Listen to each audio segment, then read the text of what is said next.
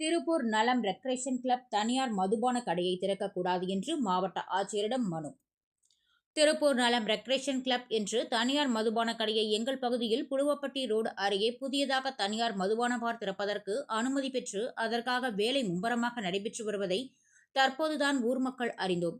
இதனை அடுத்து இந்த தனியார் பார் அருகில் கிராம நிர்வாக அலுவலகம், மாவட்ட சுகாதார அலுவலகம் மற்றும் 100 அடி தூரத்தில் அரசு பள்ளியும் இயங்கி வருவதால் மக்கள் கூட்டம் அதிகமாக காணப்படும் இந்த சூழ்நிலையில் தற்போது புதியதாக திறக்கும் இந்த தனியார் மதுபான பாரால் இப்பகுதி மக்கள் பெரிதும் அச்சத்தில் உள்ளனர்.